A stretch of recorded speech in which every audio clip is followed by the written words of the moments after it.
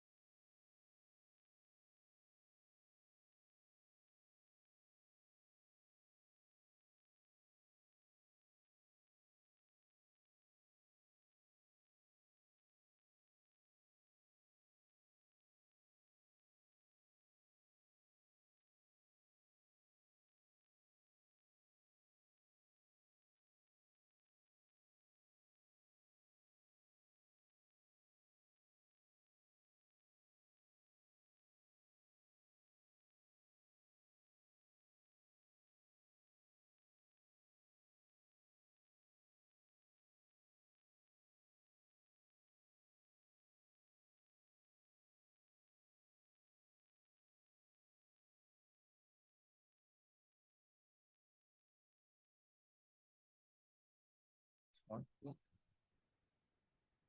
Hello, can you hear us now? Any same as system? I got it now. Well, it was there. There you are. Here we Okay, are. all right, good. Okay, it was on the wrong thing. It was on Can the- you hear us? Yeah. Yeah, you said you hear us, right? Okay, here we go. Take this. All right, we're gonna try again. Take two. Okay, let's do this. Three little birds. We go off and we turn one on.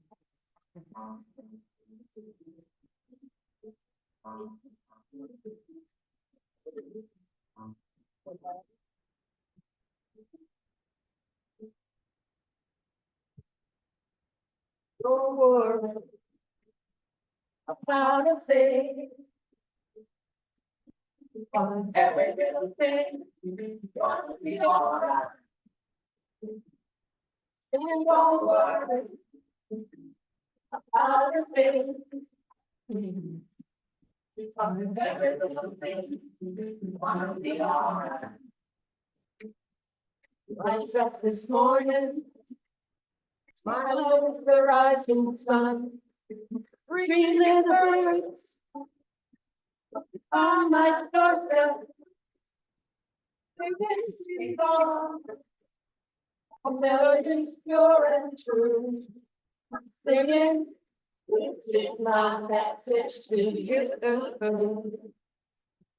Singing all about how to think.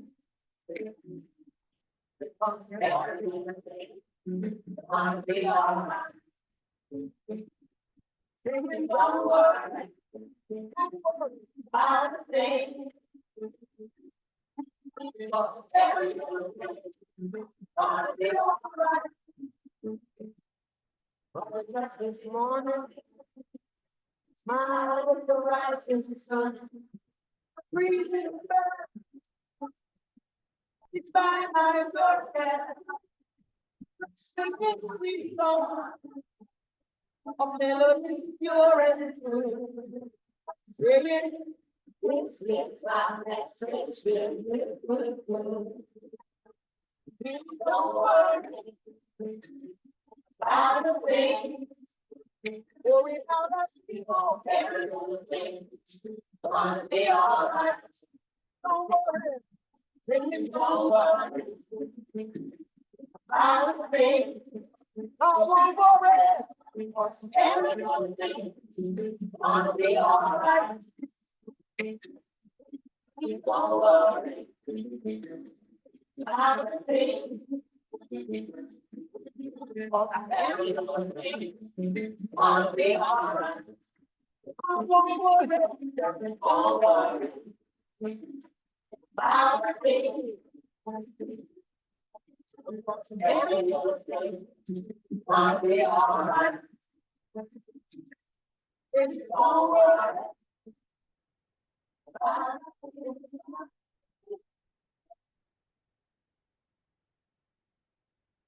We've still got it in us. You know, we can switch back to this mic a little bit more, Gary.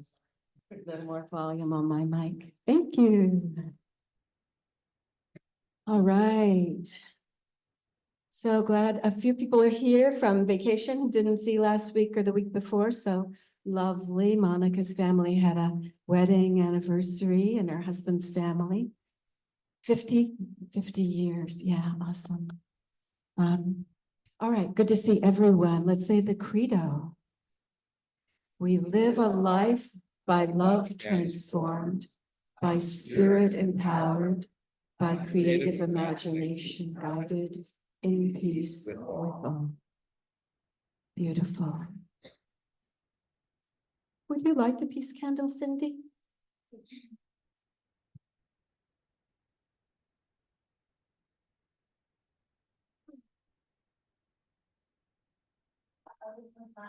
Oh, this is the one, yes. Okay.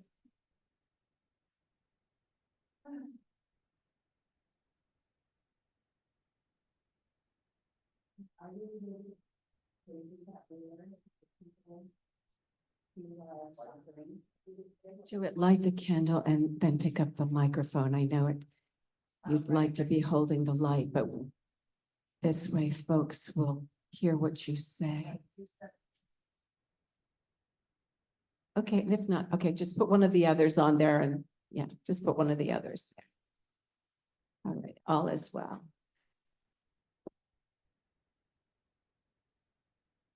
Okay, take two. Take two.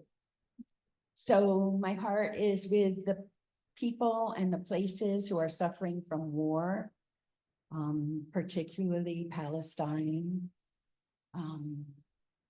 also Sudan and Ukraine. So blessings to those people. Our hearts are with you. Our hearts are with you. We pray for peace every day. May there be peace on this planet. May you be free. May you be at peace. Amen, amen, amen. I don't know if everyone is aware that Cindy convenes a prayer circle on the first Thursday of every month at 11:11, and always with a certain focus, and often for peace somewhere. So, and there's a link, it's the Circle of Miracles link. So join her. Yes. Say, it's not about like a pleading, it's about Mike. an empowering and Mike. a manifesting of what we want. So it's not please stop war, it's like, you know, envisioning peace and creating this container where everybody's getting along and just really exciting our vision of what we want. So try not to bring the fear energy and the sad energy. She's looking at me. What are we doing?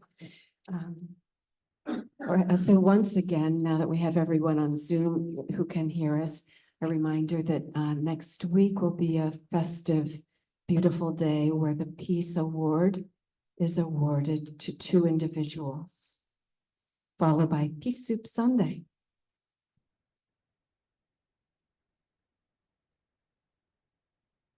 Just a plug for Peace Soup Sunday. You want people to do a potluck, correct? Usually, Yeah. Bill Metler usually takes care of that, but he's Yeah. not here. Yeah. So. So yeah, they know, bring stuff. Bill will probably give you a call. If you're on the list, he will call you. If Bring it's, stuff anyway. bring stuff, and I have, yeah, I don't know if he's only gonna be doing those phone calls, but you don't need a phone call. You know what to do. If it's really hot, we probably won't truck everything all the way down the hill and back. We'll just stay inside. So, you know, we'll make it a good party anyway. I don't see any visitors. I see all people who know one another all as well. Are there other announcements besides next week? Jeff, okay. Cookie look like, no, Levi has one. It is, Peace Award Sunday. It happened to shuffled around because, we weren't sure we could do everything just right to be closer to Hiroshima Day.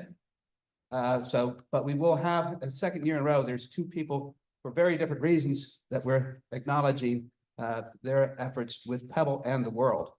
So it's David Gibson, and for all his years of quietly helping people be peaceful through meditation, David D. Pasquale.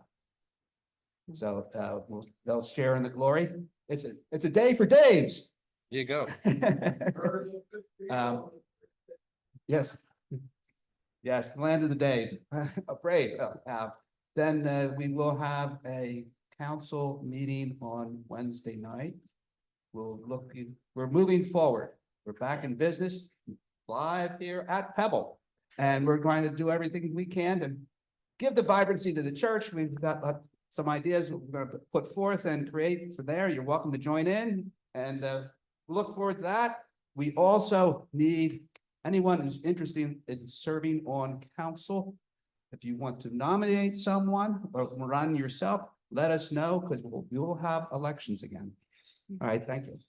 Now, just to make sure I understood you, the council meeting is on Zoom, even though we're continue to be live here on Sundays. Okay, it's on Zoom. And council itself is always on Zoom and so very easy to do. You don't have to drive out in the winter night or whatever. So consider that, please. And just as long as we're done before Tim Wall's acceptance speech Wednesday night, my friends. Ain't missing that. Ain't missing that. All right. And I don't see anything political. Anything about home camp? They're gonna say anything about that? Home camp, if it happens, is going to be sometime in September. Nancy, did you want to say anything about?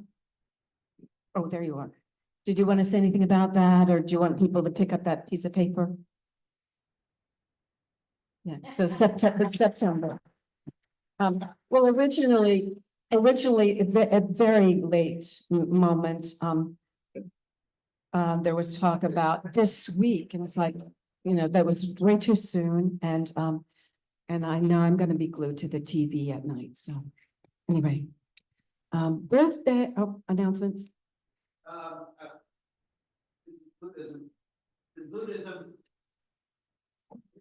In Buddhism, there is a festival today.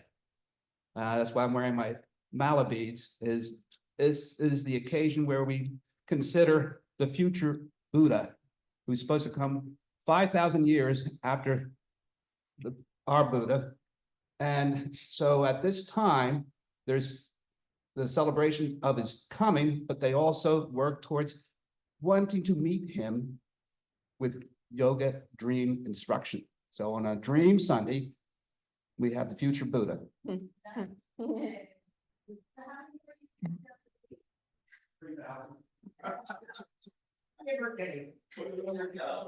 It'll be many dogs from now, Nancy. So Diana Young had a birthday. So the 16th, correct? Yes. Okay, so Diana had a birthday. Who else had a birthday before we sing? Or has one this week? Anyone? All right, well, let's do it. Happy birthday, happy birthday. We love you. Happy birthday. May All your dreams come true. When you blow out the candles, one light stays. It's the love burning in your eyes. Yay, Diana. All right, beautiful. So no other announcements? And welcome, all dogs.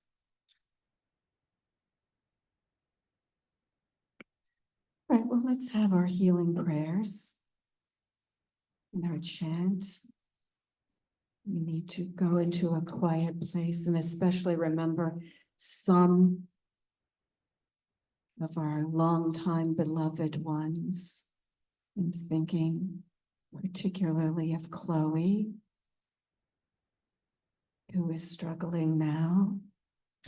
So we'll sing our chant and then say their names.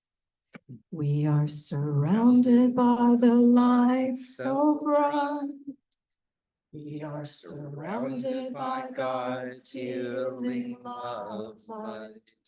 We are surrounded by the light so bright. We are surrounded by God's healing love light. Let us pray. For all people in all countries who are at war, and for all refugees and displaced people because of war, for all candidates and election support staff everywhere in the country, may they feel safe, may they be safe throughout this process. May there just be, may they be surrounded by light and know that they are safe and well. I pray for Diana Young and her family. For Maria Starr and Janet Berkowitz. For Bill Metler, who is so very grateful for our prayers as he undergoes radiation treatment. For Elisa Davidson, who would like to return to the area. For Chris LaRue. For Nancy Hesh and her relationship with her sister Susan. And for Cookie and Levi. Cookie says, well, mostly for me, just a little bit Levi.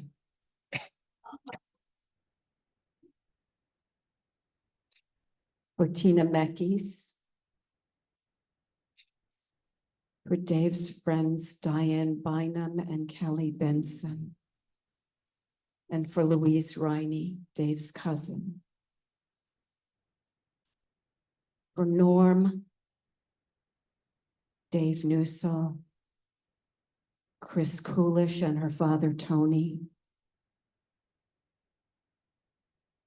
For Moose and Chris Engelhardt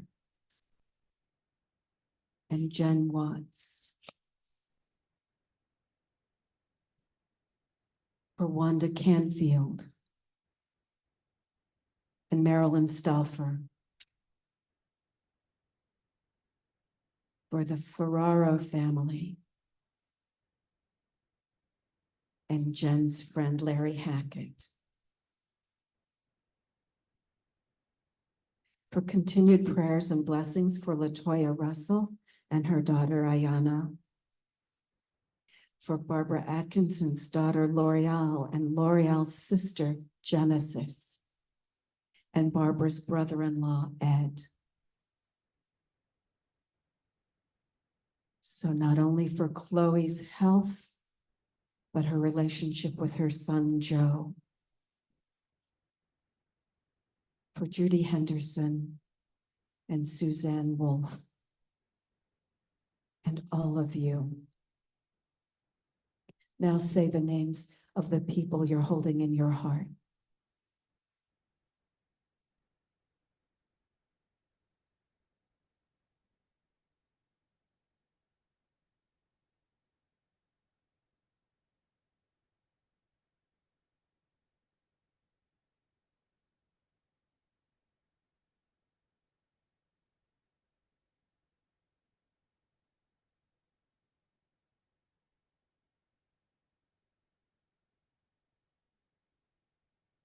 We ask that there be an end to war and hunger in our world, and that we may all work to lessen the suffering in this world.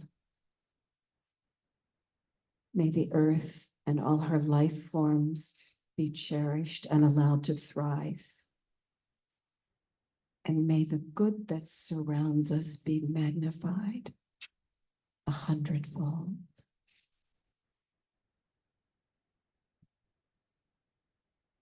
Now, if this is the anniversary of the passing of someone you love, or if someone you love or know has passed recently, please say their name aloud.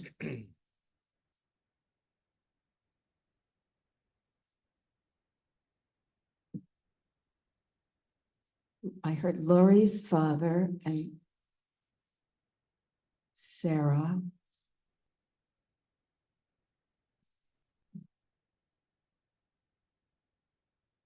Brothers.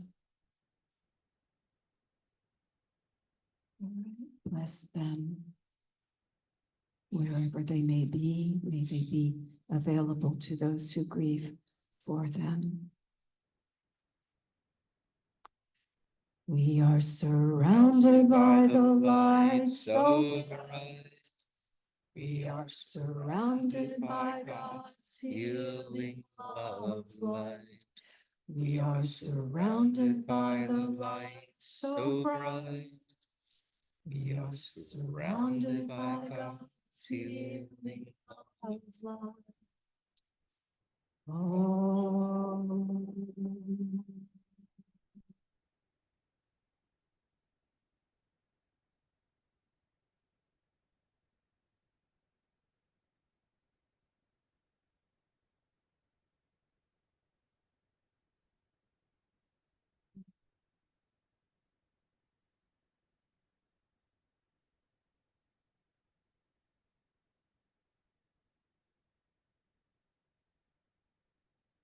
Don't forget that power you have, the power of prayer. All right, we'll pass the offering basket and have a sweet little song I just stumbled upon looking for music about dreaming. And so this is not a song I knew, but I hope you like it. And it's got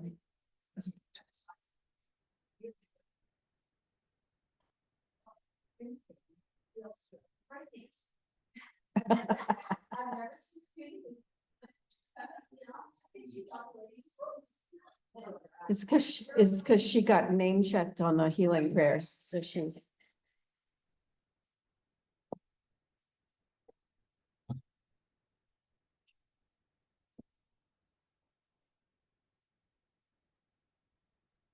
Five years old and wishing well, just throwing pennies as a little girl, wishing life was like a fairy tale. It only comes true if you never tell. Lately, still wondering, still looking up, still believing. But I'm blowing dandelions against the wind. Does life always go like this? So just keep on dreaming. One day you'll see. You can wish for the world, but still want the thing will be. It ain't always easy. Ain't always smooth. Life ain't about whether you win or lose. And they say that dreams don't always come true, but that's okay. I'll keep dreaming anyway. 25 looking at the midnight sky, watching shooting stars fly by. Wishing I found the perfect guy. I learned that love ain't easy to find. So just keep on dreaming. One day you'll see. You can wish for the world, but still want to be where you'll be. Ain't always easy, ain't always smooth. If ain't about whether you win or lose. And they say that dreams don't always come true, but that's okay. I'll keep dreaming anyway.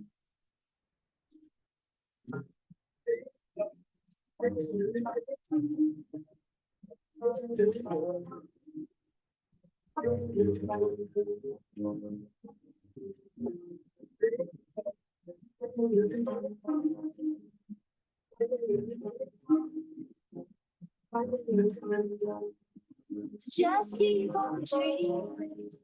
One day you'll see. You can wish for the world, but still want to be with nothing. It ain't always easy. Ain't always smooth. I feel about whether you win or lose. And they say that dreams don't always come true, but that's okay. Keep dreaming anyway. I'll keep dreaming every day. 70 candles on a birthday cake. Turns out life is what you made.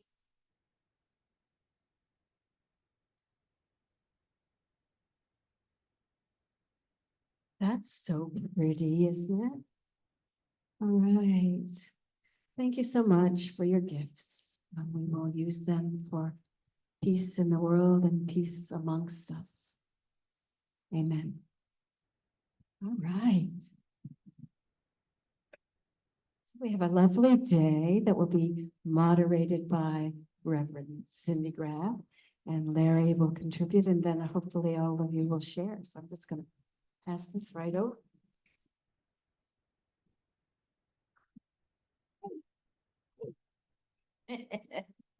Hey. Okay, so I was so happy when Roz wanted to put this in a circle because it's the best way to share dreams for sure. So a little tiny bit of background. Dreams were what led me to get my master's degree. And one of the reasons I chose the school I did was because it had dream work courses, which was so exciting to me. So the teacher, Jeremy Taylor, is a pretty well-known dream teacher. He authored like 5 books about dreaming. He's a Unitarian Universalist minister. And so in our classes, they were all the same. We would be in a circle, a large circle. It was a very popular course in this small school. And the format was always the same. So we would take like about 2 to 4 minutes a person and just share briefly what was going on in our lives, because our dreams tend to reflect what's going on in our lives, right? And then there would be 2 or 3 people who were excited about a dream they wanted to share, and they would have the opportunity to share the dream. And then we would listen to the dream, and then if we had some feedback, the phrase we had to use was, if it were my dream, it might mean blah, blah, blah. Because none of us know what someone else's dream is. We can think we do, but we don't know for sure. Only the dreamer is the expert. So if anybody has feedback today, I would like to encourage you to use that. So if someone says, you know, I'm packing up to move, my relationship is on the rocks, someone could say, if it were my dream and I were having those kinds of things going on in my life, this dream might mean blah, blah, blah. Okay. So I love dreams so much that my thesis was on sacred dreams. And I went through this period in around the year 2000, where I had this huge influx of sacred dreams featuring all these animals and wise beings. And they were just really profound dreams. And I've been missing them lately. So anyway, that's what I wanted to write about, because I feel like dreams are gifts for us, and Indigenous people believe our dreams are gifts for the community at large oftentimes. Like sometimes tribes will dream of where to hunt for the deer, or, you know, whatever. Maybe they dreamt that the white man was coming, for instance. So if you had a big dream, it was your task to go report it, to share it with the shaman, because they might know what to do about it. They know how to navigate the worlds. So speaking of which, in our culture, you know, people tend to think dreams are just this mishmash of our everyday life, and it's our our brain processing things. But therapists and Indigenous people and a lot of cultures around the world know that dreams are much more profound than that. And Jeremy said, every dream is for the purpose of health and healing. Every dream you have, whether it's a recurring dream or a nightmare or anything, they all come for your healing. So the more you can explore it, the better. And there's a saying in the Talmud, which is a Jewish sacred literature, that says, a dream unexplored is like a letter unopened.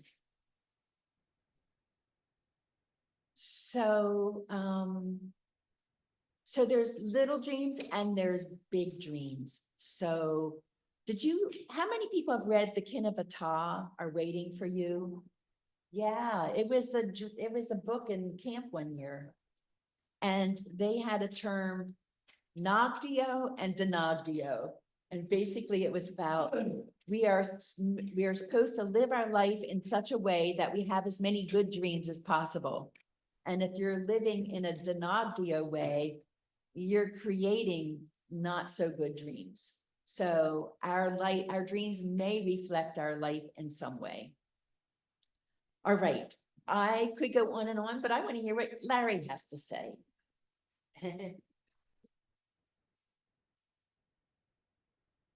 Well, I would draw a talk following a person who got their master's in the topic.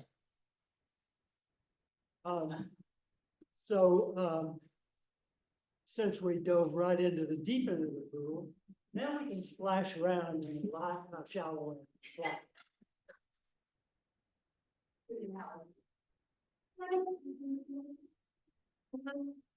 I just happen to have a few words.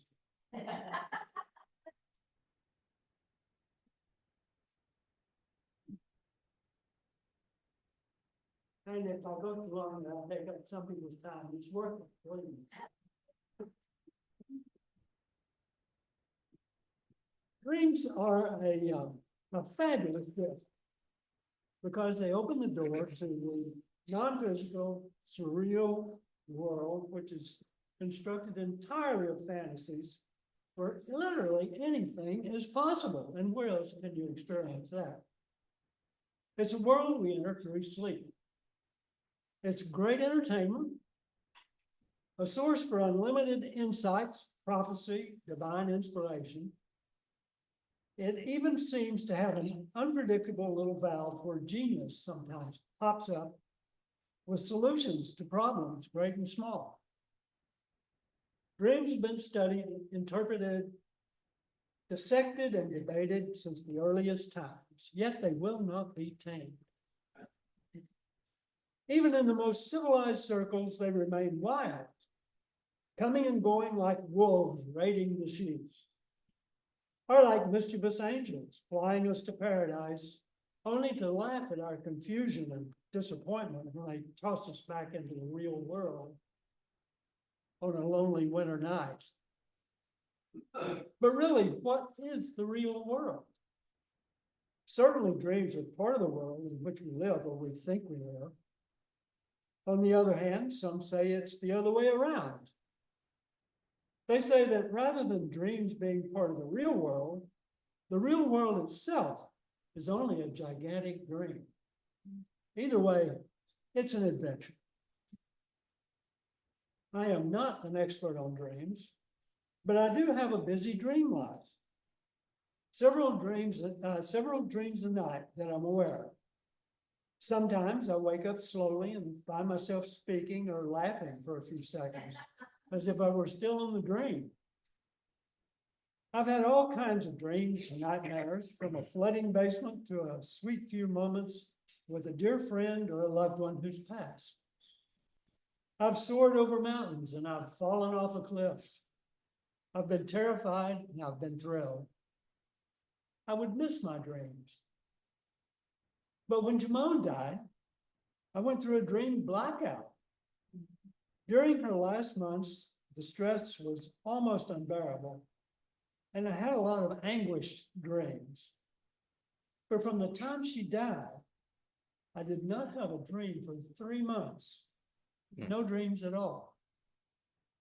I'd go to bed dreading nightmares, but I'd sleep like a brick all night long. I like to think she was watching over me, bringing me sweet relief and healing my ravaged emotional state. I said I dream a lot. Sometimes a big one sticks with me, but mostly they're small and quickly forgotten. Aside from any symbolic meaning, they're usually grounded in my personal history and daily lives. Last week, I decided to pay close attention, and I caught 3 completely different dreams one Wednesday night. And these are all short. The context of the first one is that my daughter Shannon is a therapist, and she had a scary experience last week that put her in real danger. So she was on my mind. And it also happens that when she was a kid, she was crazy about acting and singing. So here's my dream. At a performance that Shannon's involved in, Shannon announces that she was from Philadelphia, and another girl innocently corrected her in front of the audience, saying, no, she's from Bucks County. And Shannon went crazy and started beating her up. Yeah. That was the first dream on Wednesday night. The second dream, here's the context for that. When I was a kid, I loved playing a trumpet. And a trumpet player named Harry James was my idol. My musical experience was so intense that I still dream about it sometimes. And here's the dream. Harry James is the guest performer at my nightclub, and it is going great. I asked him if he could play the edge of a song, a saw, like a carpenter's saw. So I asked him if he could play the edge of a saw, and he said, sure, I can play the edge of a saw. I'm so excited. But I woke up and had to go to the bathroom and never got to hear what that sounded. Excuse me, I need to get a sip here. Oh, it's not the name of the song, right? No, that's not the name of the song. Those are musical saws, Mhm. very thin blade. Now that you mention it, yes, people play the saw. Huh. I hadn't even thought of that. So here's the third one. This context is, guess what? Always worrying about money. And here's the dream. I'm having an argument with my dad over spending. He thinks I spend too much, but I tell him I only spend a lot when I'm with my sister in order to keep her happy. She is the spendthrift. I tell him she's spending me to destruction. End of dream. And I never had a sister.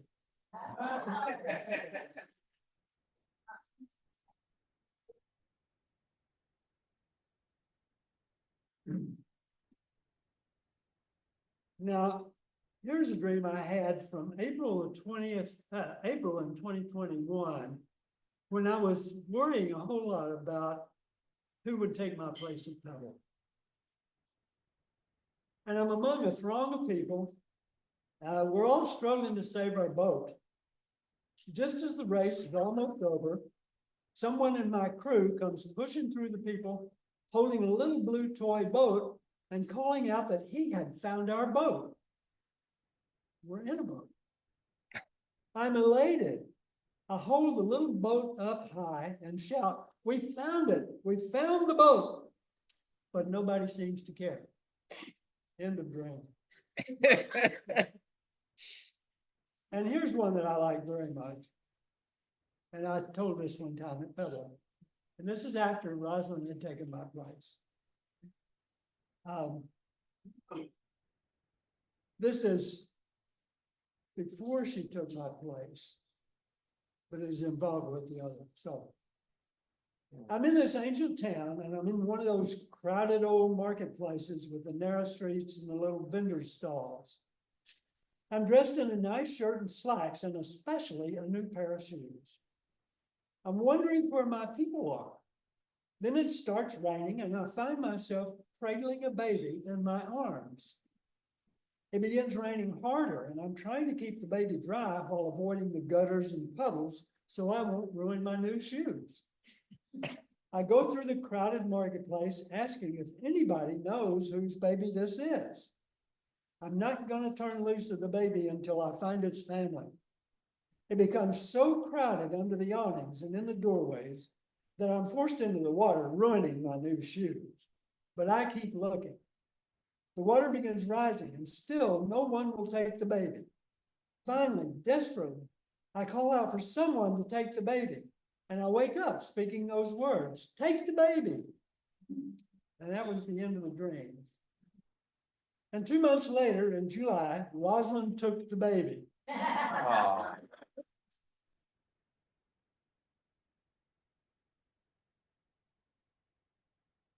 That's beautiful. So I think we should take dreaming the way we take life. It can be scary, but there's gold in them there dreams.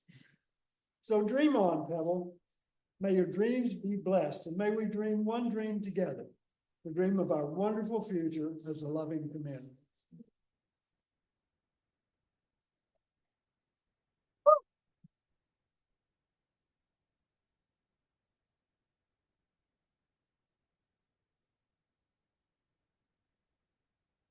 So are we past that one?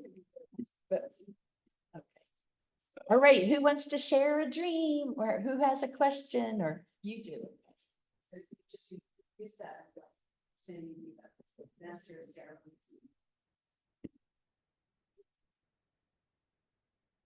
I have a lot of active dreams.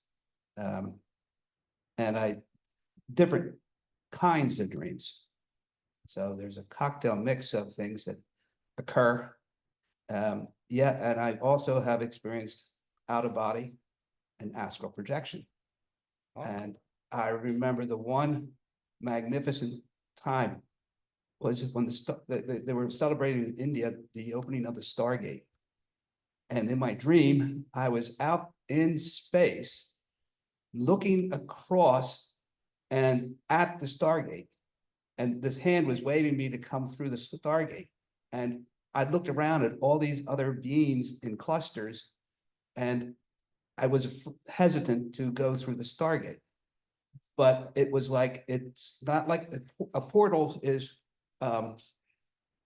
you can access a portal and it takes you to a different location, but a Stargate is like an international airport to the multiverse. Oh. So I knew if I went through that, I wasn't coming back and I wasn't ready to leave. So I said, no, I'm staying here.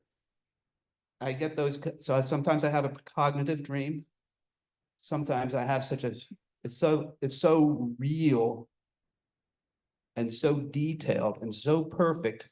It sticks in my head and I come across that spot and I tell Roseanne, deja vu, I was already doing this and this is what's going to, and I could describe something that's around the corner of where we are when we're there. And I knew it from the dream. And then I have some dreams, there's a town.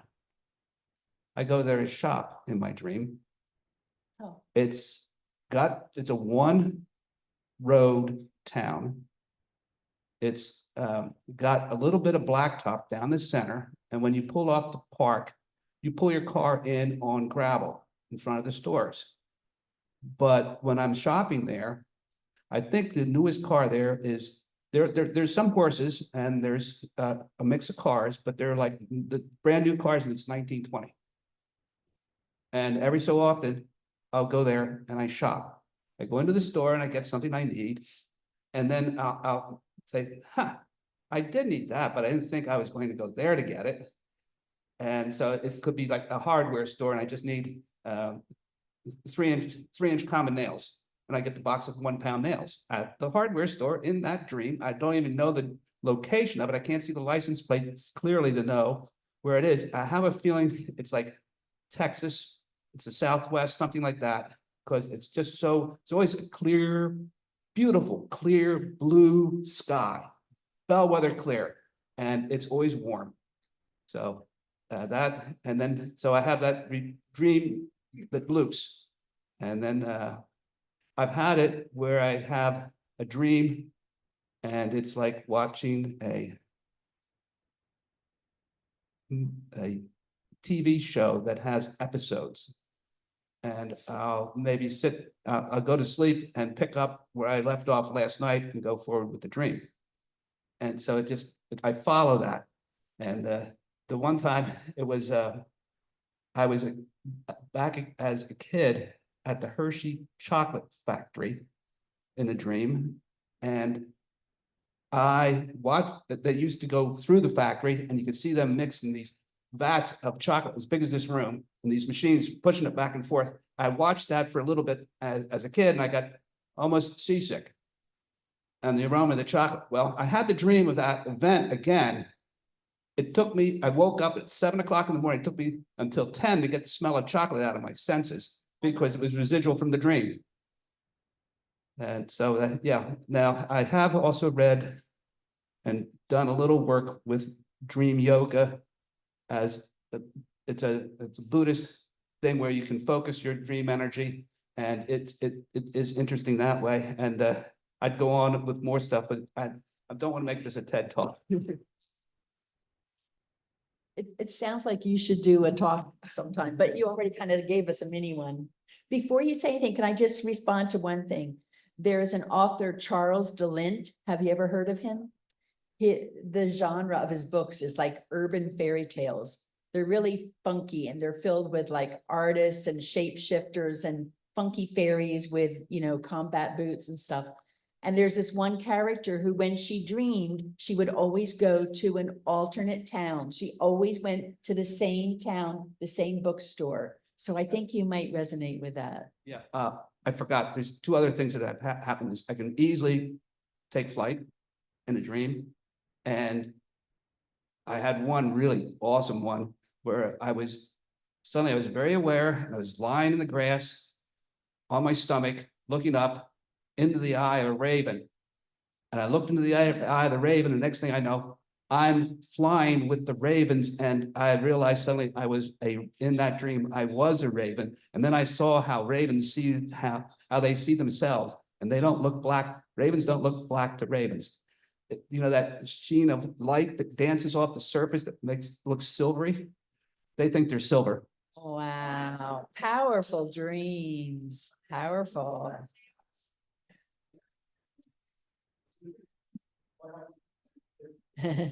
This is not to share my dream.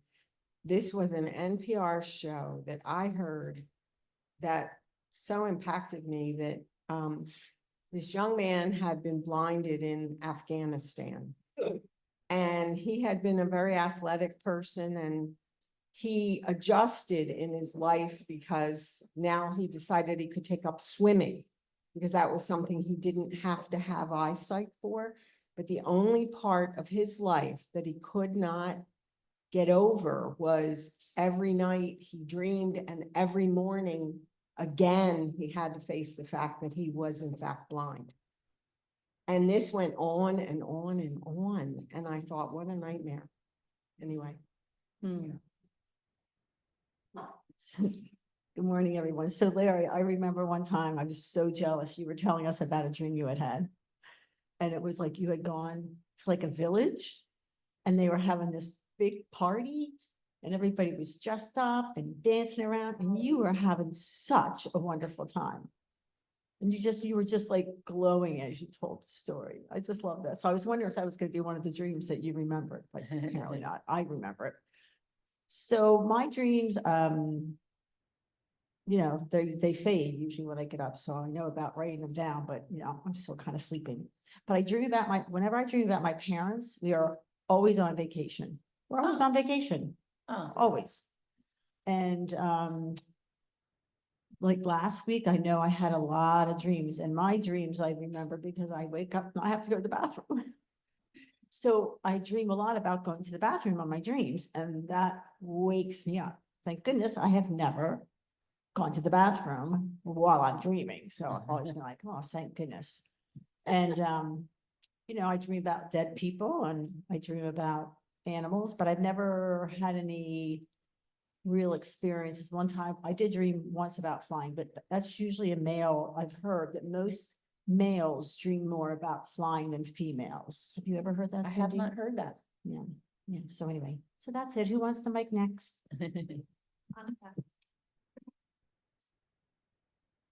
My dreams tend to fade pretty quickly. I don't usually remember the details, but I tend to remember the emotions associated with them. But I know my dreams are absurd. It's like a Monty Python sketch running through a Dali painting. They're just these really weird mashups of whatever fandom I'm involved in.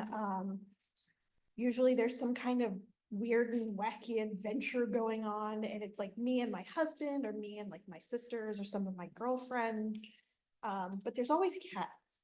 Cats have been in my dreams for as long as I can remember, whether just, you know, as house cats, just kind of wandering through. My favorite though is when they get anthropomorphic and I get cat people coming along on my crazy weird adventures. I love my dreams. They are so, I wish I could remember them more clearly, but I just wake up so many mornings like, what the hell was that? That was crazy, because it would be fun stories. But when I was younger, my dreams tended to be like, when I was before my 20s, I would have these little quick dreams, like moments in time. And then when I was like in college and in my 20s, I'd be in this really mundane moment. It's like, I know that, oh, I dreamed about wearing this shirt, or I dreamed about sitting in this room with these faces that I didn't know at the time that I had the dream. That hasn't happened to me though since I was in my 20s. now it's just all the weird stuff. And occasionally, when I have nightmares, I tend to have them really early in the night. Like I go to bed about an hour, hour and a half before my husband does. And I usually will have one, if I have one, it'll be before he comes to bed. And then he'll snuggle me back to sleep and then no more nightmares.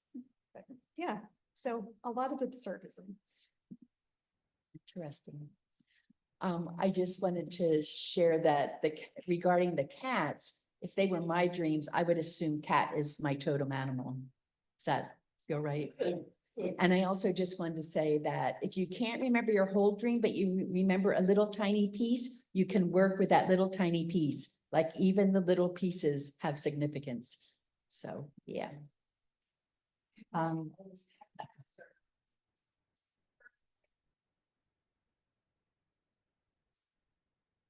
And did you ever research what cats mean? And how about the goddess Bast, who is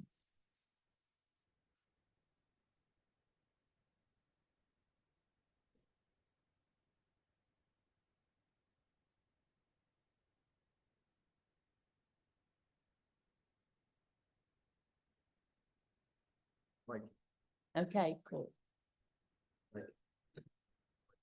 I've always been a very vivid dreamer and I've always had recurring dreams.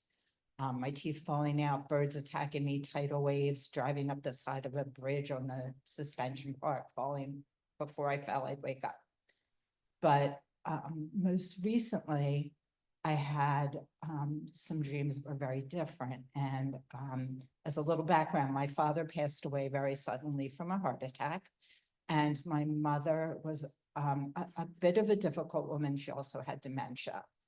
And one night, months after his passing, I had a dream that my sister and I were on a very crowded city street, like New York, traffic everywhere, lights, all kinds of noise and a confusion.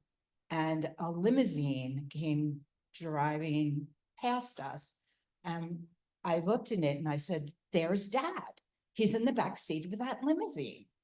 And I said, "We have to get him. We have to get him." And we started both saying, "Dad, don't leave, don't leave, don't leave. We really need you. We need your help with Mom. We don't have the insight, whatever." And my dad turned and looked out the window at us with this just beautiful smile of peace on his face.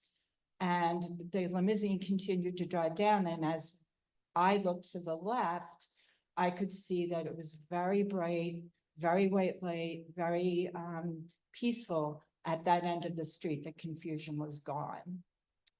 Later, my husband died tragically alone from alcoholism. And there was a lot of unresolved pieces to that. He was my ex-husband, I'm sorry. Anyway, one night I had a dream that I was at a big celebration. People were all around that I knew, friends, family, and whatnot. And I happened to look across the room, and Bruce was there with a white tuxedo on, satin white tuxedo, and he really stood out in the crowd. And I looked at him and I thought, "Oh my gosh, there's Bruce. Why is he here? Was he here?" And he just walked over to me, hugged me, and turned around and left. That was that. Then another time, I was woken up by the sound of a friend of mine that I had recently reconnected with saying to me, "It was really fun hanging out with you." And I woke up and I said, "Oh my God, Jerry's dead." And I pulled out my phone and I Googled his name, and his obituary had just been posted 4 hours before.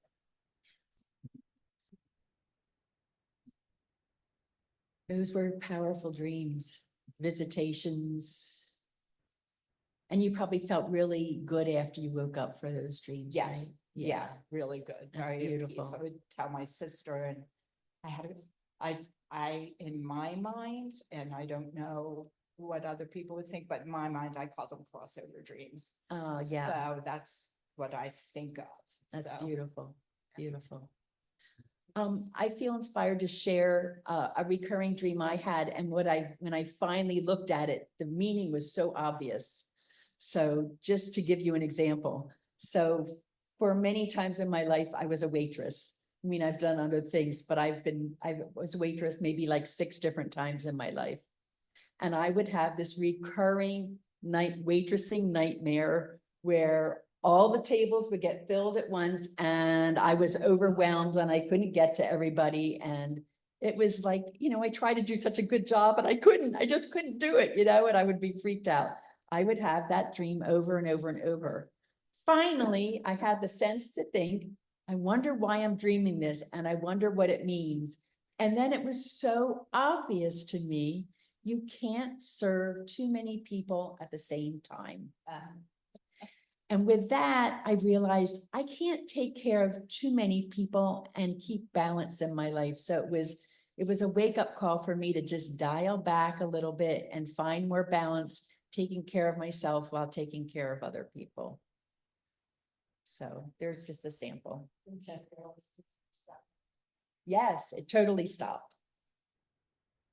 And another example, this is from, there's another really powerful like dream shaman whose name is out of my head. No, he's Scott from Scotland origin. But he grew up in Australia and then he moved to New York State and he's had a lot of Mohawk dreams. I can't remember his name.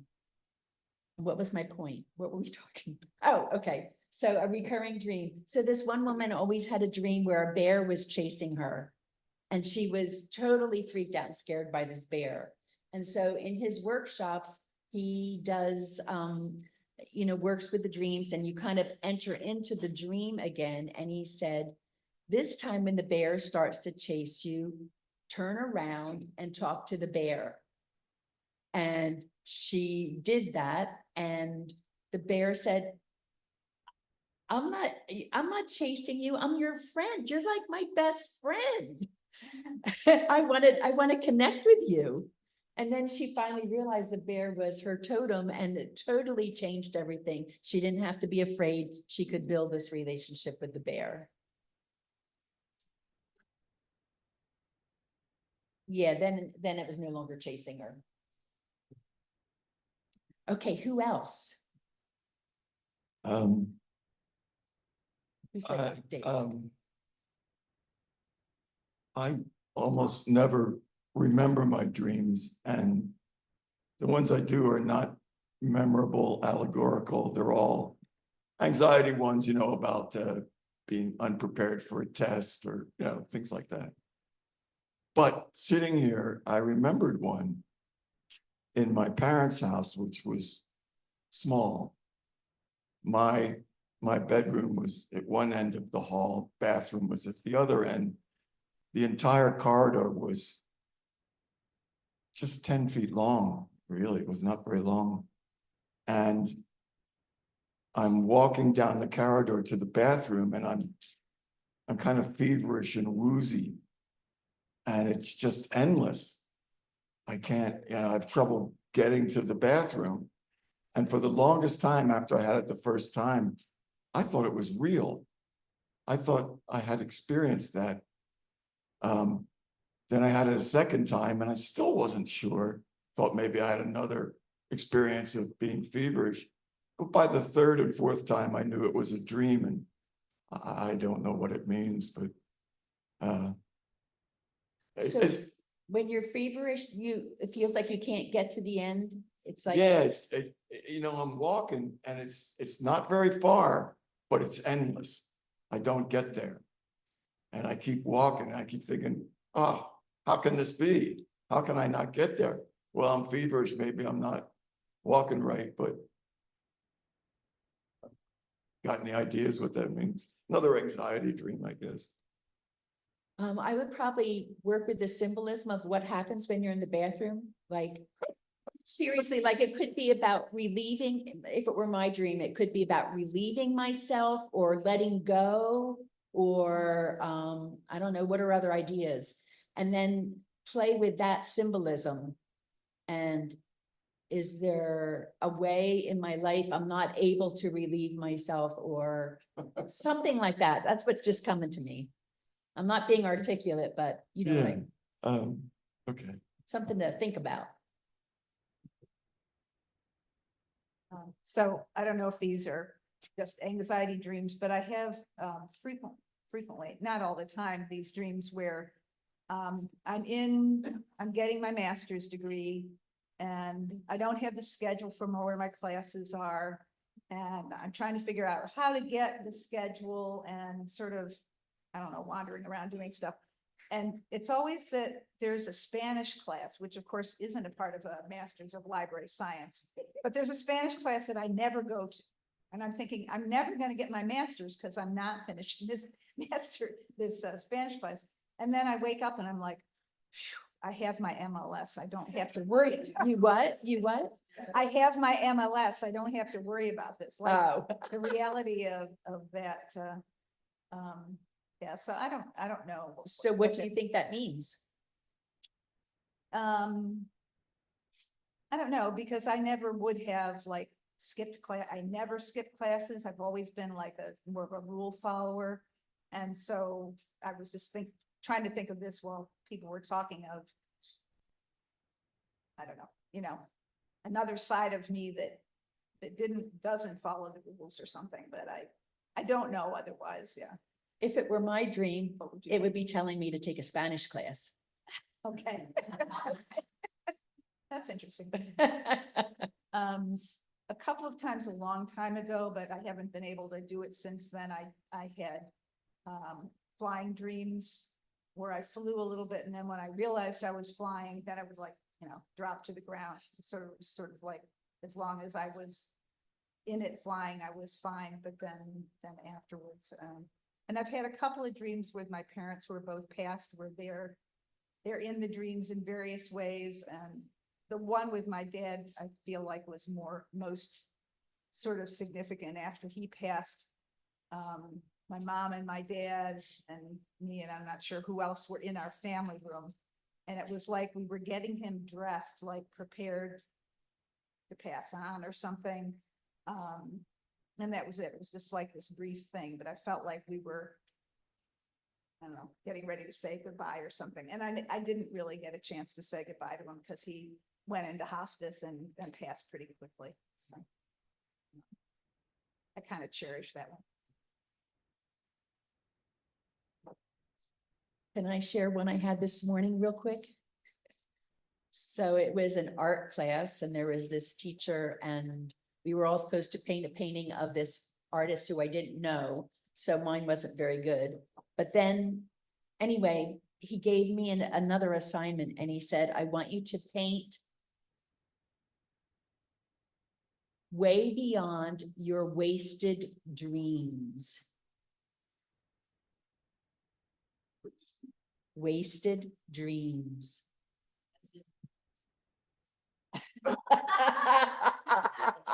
She said, as an hungover. No, that wasn't the feeling I got, but I just thought it was a really powerful phrase.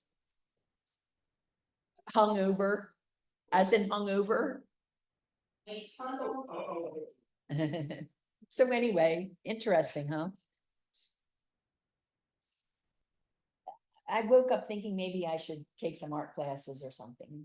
Yeah, but I also woke up thinking, what are my wasted dreams? What haven't I done that I've always wanted to do? So anyway, I offer that to you for your reflection also. All right, was Gladys, was it? Oh, Ken, okay. Okay. My dream, I have one recurring dream, and that is that I'm unable to relieve myself. Ah. Despite, however, when I wake up, I know why that is. I have to go. Anyway, just for what that's worth. Interesting. I don't remember many of my dreams, but I do remember having COVID at Christmas time a few years back and having these incredible feverish dreams. And the one that was most amazing was I could see the good cells going after the bad cells in my body fighting the disease. Wow. And when I woke up, it was better. Wow. That's beautiful. Lately, oh my God, for a year, there's been ongoing trauma in my family, so I have a lot of bad dreams. Which of course, then I wake up and I'm like, Jesus Christ, can't I get a break? It's bad during the day and it's bad when I'm asleep. But I appreciate this. I'm gonna try to engage with them differently to see if there's anything I can learn from them. But the only dreams that I can think of now are just because people are sharing all sorts of variations. The stress dreams that I have the school dreams. Like, it's so funny as you were talking about that, Pam, I'm like, yeah, I have dreams that I just didn't show up to math class. Like I never would have not shown up to math class. Or science, I think this one was science, like I was just blowing class off. And like, I was probably gonna fail. I'm like, and I wake up and I'm like, thank God. But since I used to be a dancer, I have the dancer, like this, I'll call them the dancer stress dreams where I'm about to go on stage and I don't remember the steps and my point shoes aren't tying but then I do have almost like a recurrent theme with my flight attendant stress dreams where I'm on a plane, but it's like the size of a cruise ship, which planes are pretty big, but they're not literally the size of a cruise ship. And it's like me and one of the flight attendants for like 600 people. And we're like, how are we going to do service with all these people? And I'm like, this is a really cool big jet, but I'm like, how are we going to do this? It's almost humorous in the dream. Like, this is impossible. Or like, I show up to a plane, but I forgot my uniform, or I don't have my tights, or I don't have my scarf. But anyway, it is so funny because I'm a hyper responsible. So none of that would happen. But in my dreams it does. So anyway. Joanne Walkie also has her hand up. Joanne? Morning, hi. So when I was like 5, I dreamt that my mom said, go get a garden tool. And the very next morning, I was walking across the driveway and my mom said, go get me something to dig with. I'm going to dig in this lettuce patch. It literally happened. It was a deja vu. Didn't think anything of it. And in the 6th grade, I dreamt that a friend of mine came into the classroom and embarrassed me. And I just remember carrying that embarrassment. And the next day in school, she came in, she's like, Joanne, thanks for letting me borrow your math book. Here you go. And I put the two together and I'm like, oh, that's just weird. And this kept happening over and over in my life. And it just feels like a deja vu, like I've been there before, but they're premonitions. And it's of the littlest things, nothing of great importance. And I think when I was little, it was to get me used to it, to get me used to the premonitions that are going to come. So when I was 18 years old, I dreamt of my grandmother dying. And I dreamt of my cousin calling my mom and saying, don't bother coming. She's already dead. Don't rush out of the house. So I woke up and I told my mom that dream and I told my dad, and I'm like, I'm serious. Something's wrong with grandma. You got to go visit her. My mom hopped on a plane immediately, went to go visit her mom, got to spend a month with her mom. She died 2 months later. So listen to your dreams. That's all. Thank you. Thanks for sharing. I also have the waitress dreams. There are too many people. Moving through, you're trying to do something. Sometimes it's catch a train or something and you just can't move. It's like quicksand, kind of like what Dave was talking about. Flying, but I just fly, not soar in the sky, but over the treetops. Yeah. The dream I'm going to talk about, it's actually a story about a dream and there's a reason for it, which hopefully there'll be time for it. My father died when I was 28 and I had kind of renounced my traditional religion, but I had some spiritual beliefs and maybe something about afterlife, but I really didn't know. I spent time with him. It was a short illness. And then it was kind of like, where did my daddy go? And I wanted him to appear to me. And I would sort of wake up at night but that didn't happen. 7 years later, I was in Nicaragua and they were undergoing the Contra War. And I had an invitation to visit a town outside of Managua, Esteli. And I took the bus and they said, here's the address, here's the family who I rent from. Well, my friend wasn't there till later that night. So my Spanish was, I was learning by the day. So I was trying to communicate with this elderly grandmother and her daughters.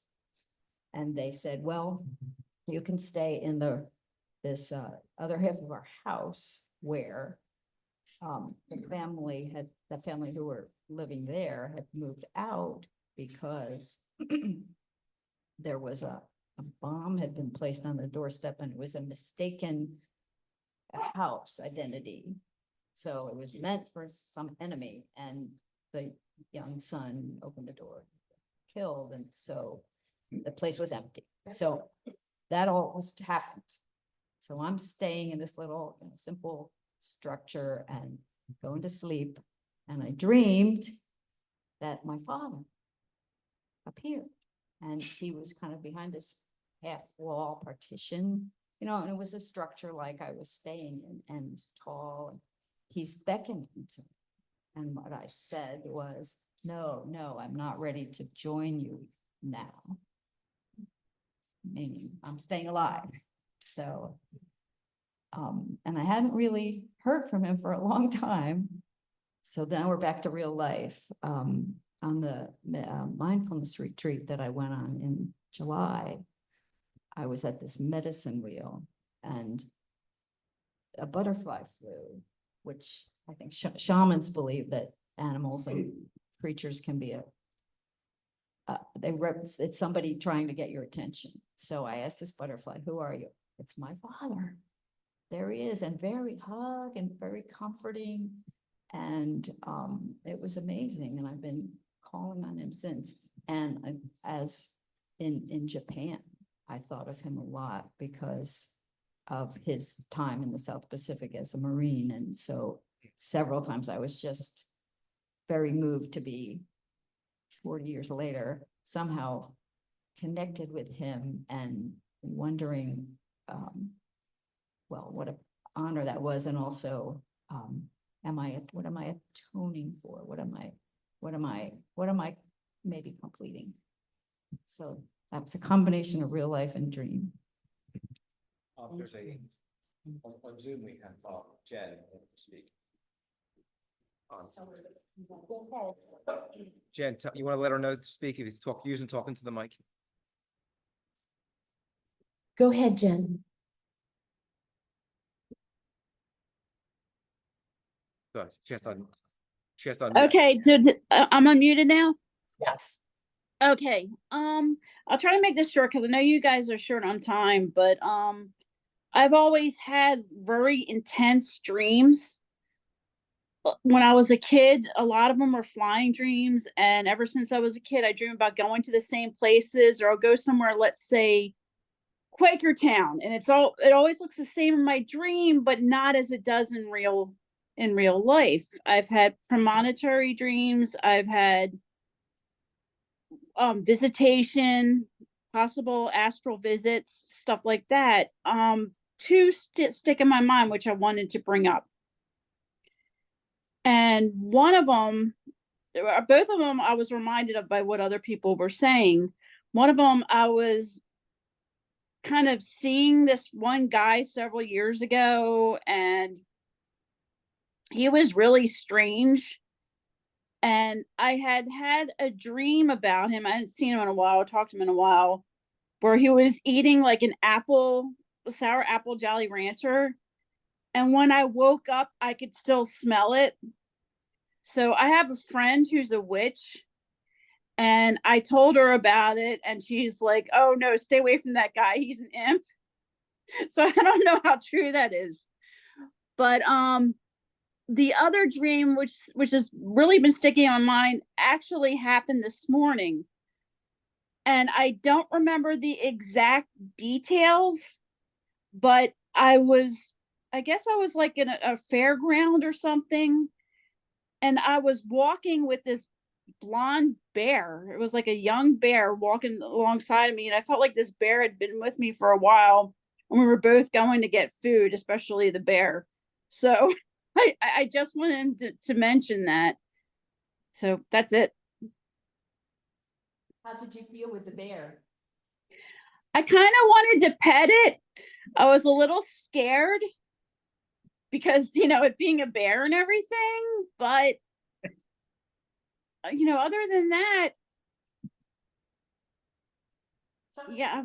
Sometimes if you feel like it, you can, in your waking life, just set aside some time and like have a conversation with the bear, like put yourself back in that dream, imagine yourself walking through the fairgrounds, imagine yourself with a bear next to you and just turn and ask a question and see if you hear in your mind an answer. And you could just have a pretend conversation.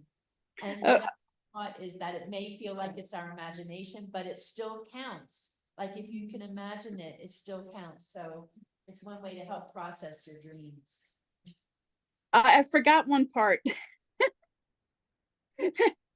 I for some reason I ended up naming the bear Boo Boo. Boo Boo. Yeah, I named the bear Boo Boo. That's cute. Okay. Hi, everybody. So I got to follow you online, starting at the point where Larry was talking and handed the baby over. It's a Roz. So yay for online, and I was online with my nephew because I left his service early, finishing his message and flipped over to this, so yay for technology. Anyway, I missed you all, I've been away for a month. I just wanted to say about dreams and visions, I just feel a lot of gratitude. There's so much that gets communicated. I once gave a talk to a auditorium full of high school students in Bernathen about a year before I ended up taking a job there, about the significant dreams that caused me to change direction in what I was working on spiritually. It's part of the Swedenborgian thing. You examine yourself once a year, you pick your biggest fault, and you pray about that each day, each morning, and you work on it with God during the day. It gives you insight, wakes you up when you're in the midst of about to do something you shouldn't be doing in your thoughts or actions. So that was really powerful to share that with an auditorium full of like 300 teenagers. And then I got called to work there, a year later. Lots of job stuff was, I was preaching for a section of my career, and I would end up in the back of the Bernathen Cathedral, which is our largest building with not ready for church, and it's just about to start, and I'm supposed to be at the podium. So I had lots of those. And I've given up that, no worry about that, because I don't really preach any. But I just have a reverence for messages and the depths of the divine's presence through dreams. Sorry I missed your beginning of the presentation, but I'm picking up little threads. And I like the bear thing. That's something to walk away with. Ask it later. Thanks. You made me think when you were talking with the teenagers that, in our culture, people just write off dreams sometimes. I mean, we don't seem to, but I think a lot of times, oh, it's just a dream, and so if people do have dreams they want to share, there's not too many venues for it.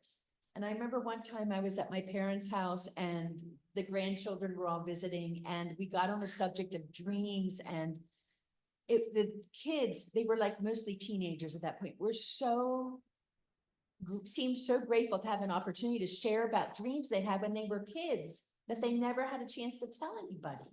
So it's just an open invitation that if anybody says I had a dream, or if you are talking with kids or whatever, like make yourself available to hear, because sometimes just the act of telling it is really helpful.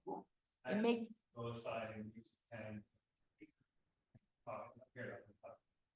excellent, yes. There was a woman that Penny, let's pass that around. But they can't hear you.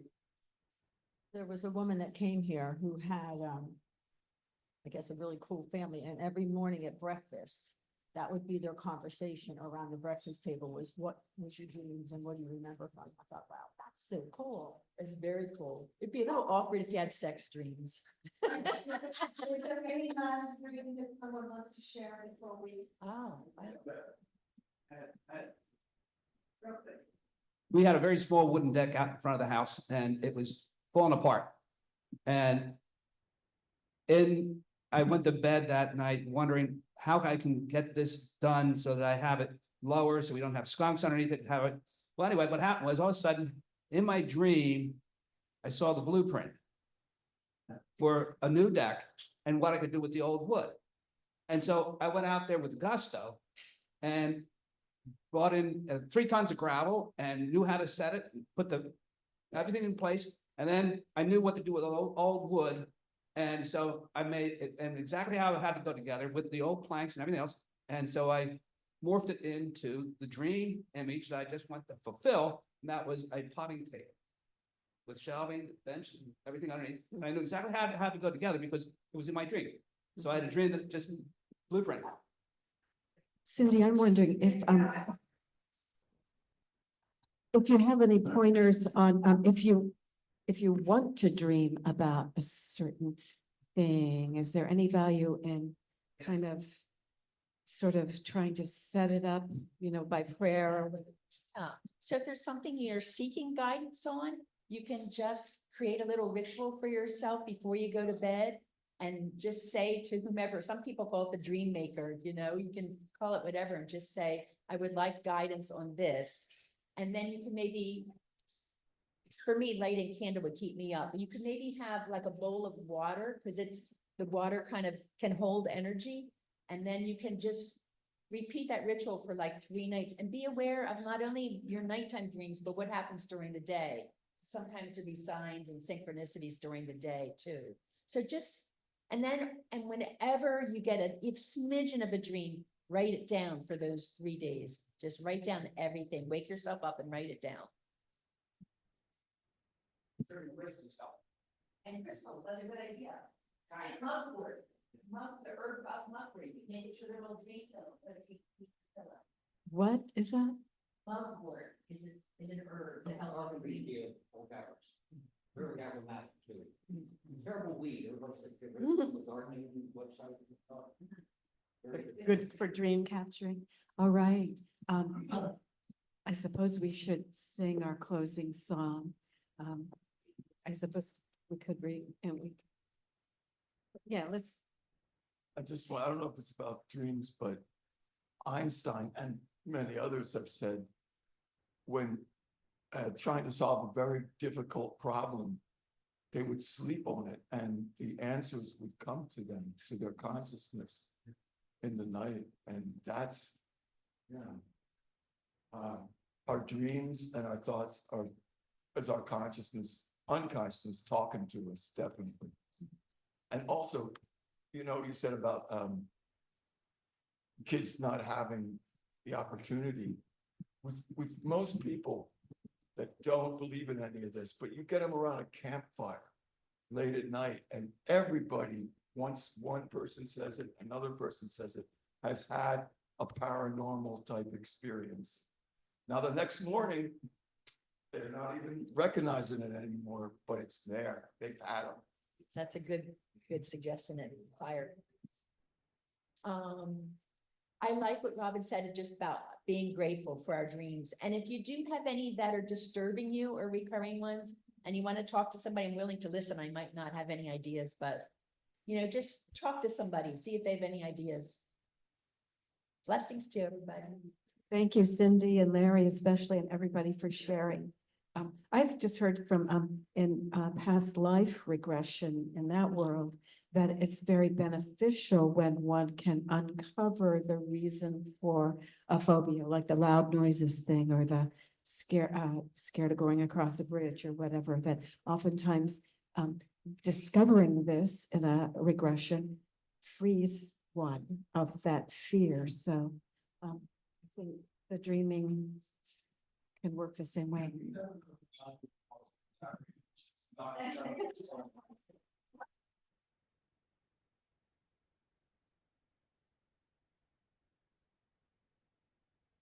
I cried when I heard that dream the first time, so.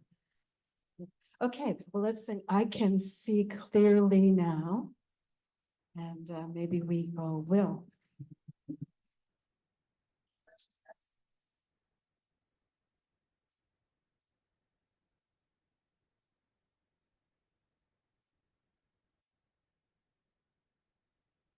I can see it now, the rain is gone. I can see all because in my way. Oh, no,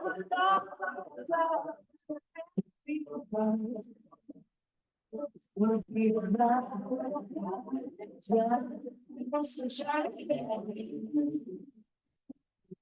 it's gonna be right, the sunshine.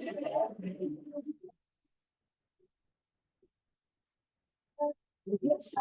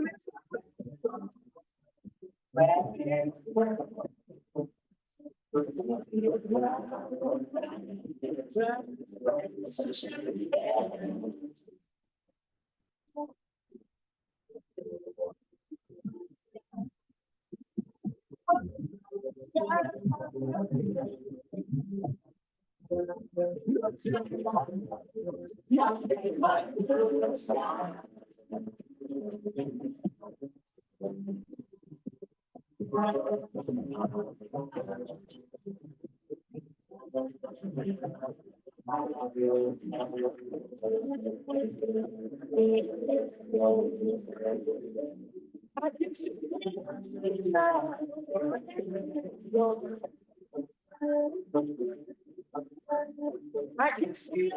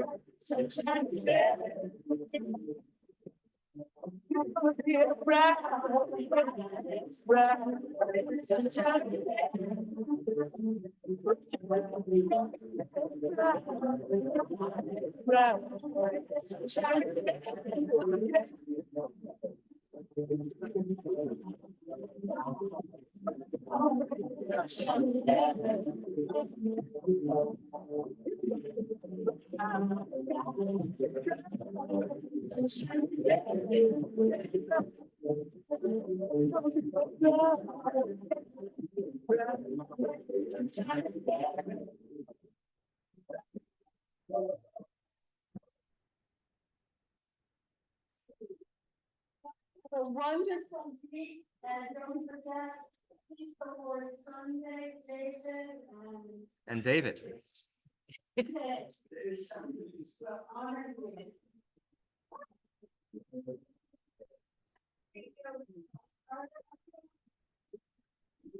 Are you doing this regular? Just for, well, Alan's. Yeah. Now, I'm gonna say I have I should have a swivel Oh, do you? here, regular camera.